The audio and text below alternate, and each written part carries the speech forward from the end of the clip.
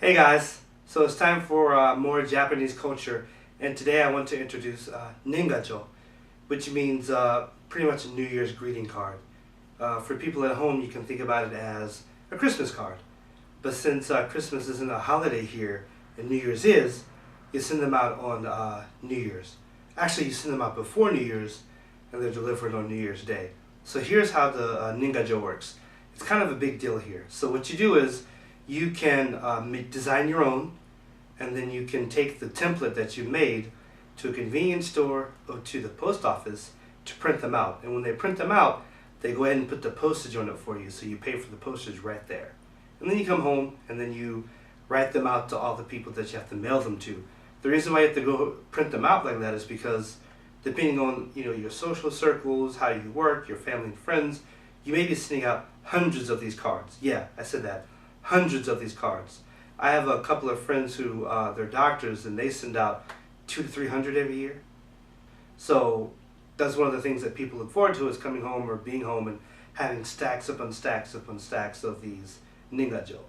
So, but there's also a couple of things you have to be aware of. Some people print out the addresses and the names for each person on the back of the cards as well, which is a lot more effort. And some people just want to write them out by hand, like with an old Japanese pen, like we call it shoji or calligraphy. And for some people, they make mistakes where you're writing an address or a name, and you can't use that card, but you've already actually paid for the postage on it. So what you have to do is you have to go back to the post office, and you give them like 5 or 10 yen, and they'll give you another blank card to write that on again. In Japanese, they call it kakisonji, like you made a mistake while writing or something. That's how it translates out, I believe. So what you have is one instance where you can't use that card, so you take it back to the post office. There are also other rules. Say, for example, in 2017, my grandfather passed away. That would mean that in 2018, this year, I don't send the New Year's cards. So at the end of 2017, I wouldn't do anything. And people who were expecting a card from me who didn't get a card would know that I suffered some kind of loss in 2017.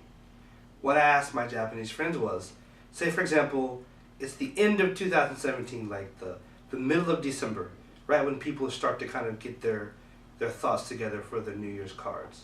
What happens if right at that point when you made your card, you printed them out, you haven't sent them yet, but you've already bought them? What do you do when someone dies? Say for example, grandmother, grandfather, something like that. What do you do at that point? You bought the cards, but you can't send them. Can you take them back to the post office to get a refund? Or like a partial refund? Or like, I'm not sure what happens. I asked a lot of my Japanese friends, and fortunately for them, none of them have been in that situation, so they didn't know what you do. Neither do I. So if you're watching and you know, please leave me a comment, because I'm very curious. It's just, something I thought of. But New Year's cards they're very nice. I mean, I get some from my coworkers and friends, and it's really cool to see how people's lives are going. Sometimes it's a picture of them. Sometimes if they've had like a birth in the family, it's a picture of them and the baby, or pictures of them on trips. It's nice. And starting in 2019, which is, I don't know, a long way away, I'm going to try to start sending off New Year's cards myself. It's something that I've always been meaning to do, but I've just never gotten around to it. And I think I've lived here long enough, I should start doing the little things that Japanese people do as well. So that's something I really enjoy, and I hope that you enjoy as well. So ningajo. So maybe for friends and family at home, you won't get a Christmas card, but you'll get a ningajo. So please keep an eye out for that. So that's all your Japanese culture for the day. Keep an eye out for my next video.